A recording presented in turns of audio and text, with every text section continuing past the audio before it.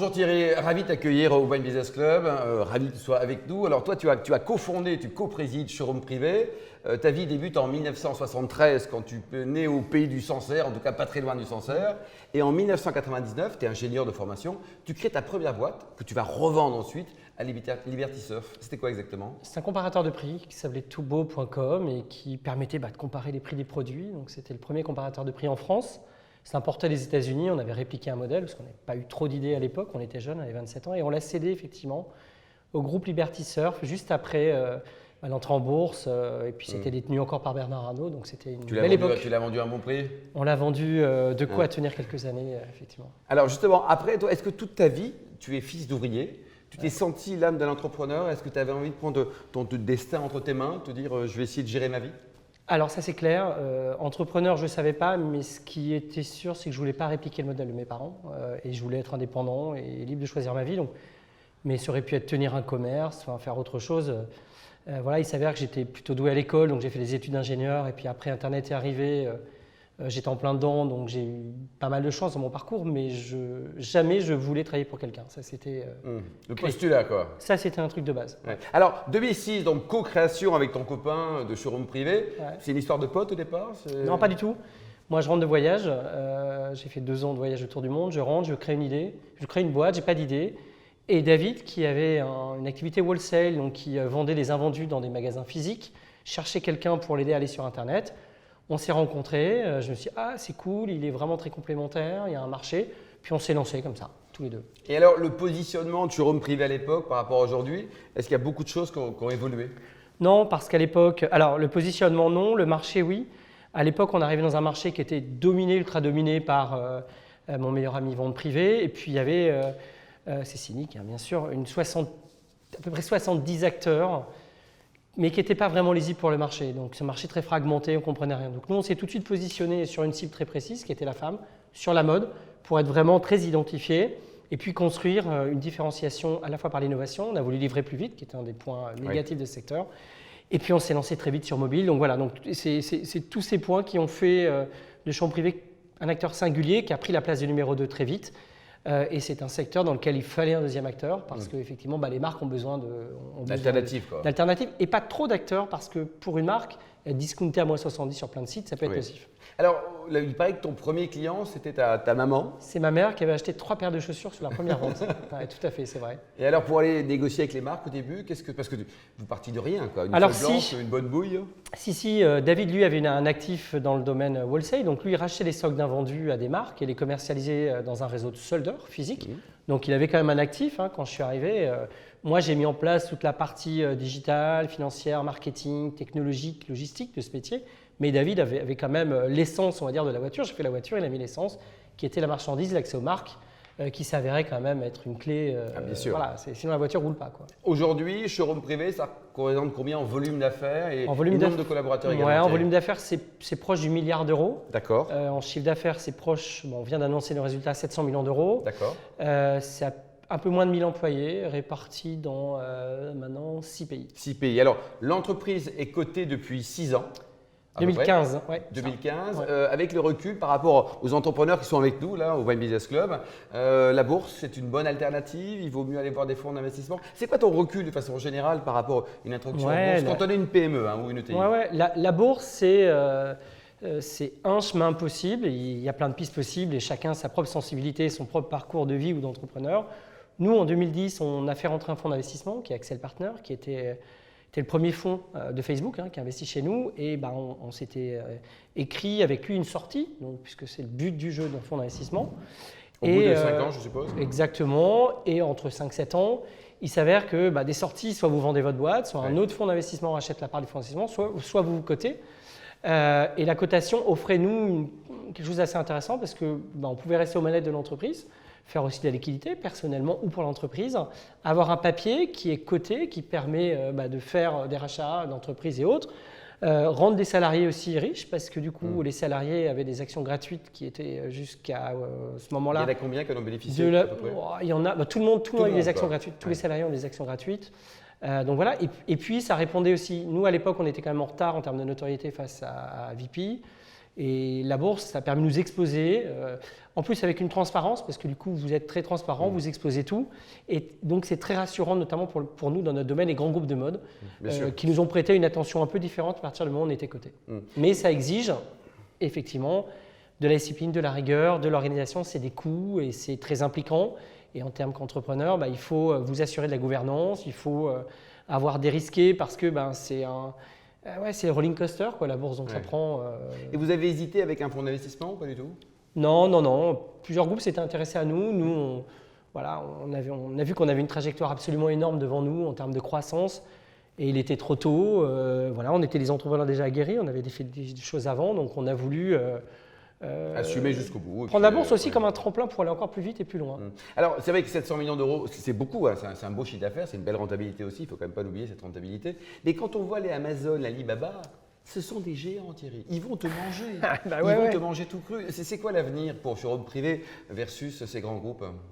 Oui, c'est compliqué parce que le marché du e-commerce est un peu bipolarisé, en gros, entre des gros acteurs mondiaux, tu les as cités, et aussi des acteurs français brick and mortar qui ont démarré un peu à la ramasse, mais qui ont accéléré la digitalisation et qui ont le poids de leur réseau et leur poids des marques. Donc nous, on est un peu entre les deux. On a par contre une particularité, c'est que nous, on a deux marchés. On a les consommateurs, bien sûr, mais c'est un marché biface, les marques et les invendus de marques. Et sur ce marché-là, on est très peu à être positionné. Donc quelque part, cette matière première, Amazon n'y est pas, Alibaba n'y est pas, les retailers classiques n'y sont pas. Pourquoi? Parce qu'une marque, quand elle vend ses invendus, elle a envie de le faire en dehors de ses réseaux de distribution. Pas à côté, je sais pas moi, une grande marque de mode ne va pas vendre du moins 70 à côté de sa collection au cours au plus fort. Et nous, on a un réseau dédié à l'invendu, dédié au prix. Et donc, c'est très clair pour le consommateur et pour la marque. Et c'est ce qui fait que ça nous protège un peu de l'univers concurrentiel. La logistique, c'est quand même un point clé.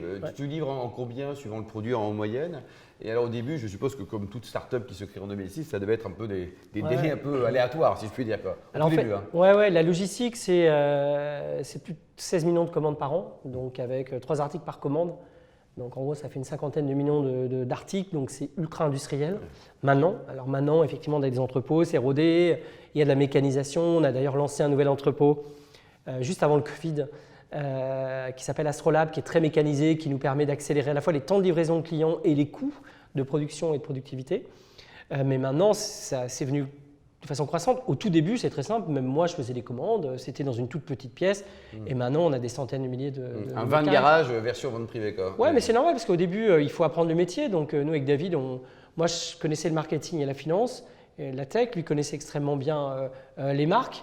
On ne connaissait pas la logistique, donc on a appris de façon basique comment on fait un colis et tout. Puis après, vous avez des volumes, vous dites, bon, là, il faut mettre des flux, des gens qui savent faire. Les gens qui savent faire vous apprennent. Enfin, voilà, vous ne pouvez pas tout savoir faire. Le vin en vente privée, tu en vends un petit peu? Ça représente quelques dizaines de millions? On en fait un petit peu. On n'a jamais vraiment été bon pour une raison principale, c'est que nous, notre cible principale, c'est la femme. Ce n'est pas forcément celle qui achète. Par contre, sur des vins comme le champagne, on est plutôt très puissant. Et toi, à titre personnel, on va le dire avec modération, mais tu adores le bon vin. Voilà. J'adore. Ton dernier coup de cœur, celui qui t'a ému en blanc ou en rouge, par exemple, ta grande émotion. C'est marrant parce que je suis revenu à un truc que je n'avais pas bu depuis très longtemps. Il s'avère que je suis bourguignon et effectivement un peu proche du Loir. J'ai bu il y a 2 semaines de ça, un Pouilly fumé la Doucette. Ah oui. Un truc assez pas non plus si compliqué, hein.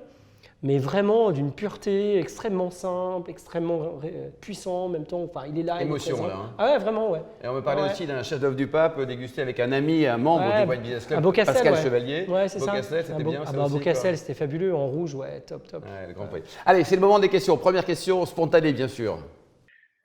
Merci Alain pour cette présentation et surtout merci à Thierry Petit pour vos explications. Il y a une première question qui m'interpelle. Pourquoi ce marché du vin en ligne est-il si fragmenté? Et pourquoi en fait il n'y a-t-il pas de vrais leaders sur ce marché? Le marché de la vente en ligne de vin est très complexe. Déjà parce que le modèle économique est compliqué, ne serait-ce que par la logistique, le conditionnement qu'il faut mettre sur la bouteille, le fait que souvent on n'est pas forcément sur des marges très élevées, donc le modèle économique est compliqué. Deuxièmement, en termes de sourcing, sur quelque chose qui est très mass market, souvent les gens qui sont puissants en sourcing, c'est la grande distribution. Qui vendent tellement encore en magasin, ils n'ont pas forcément développé les assets pour le faire en ligne, toute cette infrastructure logistique. Donc ce qui peut fonctionner, mais ça reste encore des niches, des grosses niches, hein, à 20 à 30 millions, ça peut être des clubs, de l'abonnement ou alors des choses un peu élitistes, qui vont finalement être sur des prix élevés avec des marges un peu plus élevées qui permettent de financer finalement le modèle économique lié à la logistique. Allez, deuxième question spontanée. Bonjour Alain. Donc, voici une question pour Monsieur Petit. Donc, vous avez créé une fondation à Roubaix. Quelles en sont les ambitions? Alors, on a créé une fondation à Roubaix il y a 5 ans qui est dédiée à la réinsertion de chômeurs longue durée. On les réinsère à travers une école qui s'appelle l'école des métiers du e-commerce. On va les former aux métiers du e-commerce. C'est 2 batchs de 25 à 30 personnes par an. Et la particularité, c'est qu'effectivement, elle est entièrement financée par champ privé, c'est complètement gratuit. On a bien sûr des instructeurs qui sont dans la formation, des formateurs, et aussi les salariés de chambre privée qui vont donner des cours et qui s'investissent pour finalement aider toutes ces personnes à apprendre un nouveau métier. On s'engage, on essaie aussi de viser vraiment 90% de réinsertion, que ces personnes trouvent un emploi, CDI ou CDD, 9 sur 10 en tout cas à moyen terme. C'est ce qu'on arrive à faire et c'est un très beau projet parce qu'on arrive à cumuler, on essaie de faire du bien, on essaie de former des gens à notre métier, donc on peut aussi en recruter et aussi nos salariés jouent un rôle assez actif dans la démarche. Ouais, donc c'est un peu les oubliés du numérique qui rebondissent grâce au numérique. C'était un petit pied né, c'est-à-dire que cette idée, on l'a eue après les élections quand on s'est dit, c'est pas possible, on a frôlé la catastrophe et que du coup il y a quand même un décrochage qui est très important. Ce décrochage, on le voit pas forcément quand on est à Paris. Moi je suis provincial, je le vois. À Roubaix, on a des salariés, on est vraiment là-dedans et donc on s'est dit mais qu'est-ce qu'on peut faire nous pour faire bouger les choses? Voilà. Autre question? Oui, j'ai une question pour Thierry Petit, puisque j'ai cru comprendre que vous avez eu la chance et le bonheur de réaliser un tour du monde pendant 2 années. Eh bien, je voulais savoir si vous pouviez nous partager quel était votre meilleur souvenir et certainement le plus intense ou le plus insolite. Voilà, ça, c'est compliqué de résumer 2 ans en 2 souvenirs, mais le meilleur, sans aucun doute, alors je suis parti avec ma copine de l'époque qui est devenue la mère de mes enfants, enfin ma femme. Pas mariée, mais bon, c'est pareil. Et le meilleur, c'est au Tibet. On a été dans un lac sacré qui s'appelle le lac Namso, qui était un lac interdit par les Chinois à l'époque. C'était le Tibet, c'était avant les JO de Pékin. Et donc, du coup, les Chinois étaient en train de tout transformer. On est allé dans cet endroit qui est un endroit absolument magique, à 5200 mètres. On traversait un col caché dans un motoculteur d'un Tibétain. C'était juste un moment absolument unique. Et on a été probablement un des seuls dans le monde à aller dans cet endroit magique. Le pire souvenir, c'est on a des problèmes, on a fait un tour au Vietnam vers Dien Bien Phu en moto. On a eu des problèmes avec les autorités locales et j'ai passé 2 nuits en prison de façon… En prison en prison. De façon absolument terrible parce qu'en fait, ils ont voulu me corrompre. Heureusement, Claire, qui était restée à l'extérieur, a contacté l'ambassade et c'est l'ambassade qui m'a sorti. Donc merci beaucoup Thierry Petit d'avoir accepté l'invitation du Wine Business Club. Je rappelle, tu es le cofondateur et le copatron de Showroom Privé. Je sais qu'il y avait plein de questions, donc s'il y avait d'autres questions à poser à Thierry, vous faites un petit mail à l'adresse qui s'affiche. On va la transmettre à Thierry et toi Thierry, tu t'engages à répondre avec plaisir, je m'engage, à chaque mail. Voilà.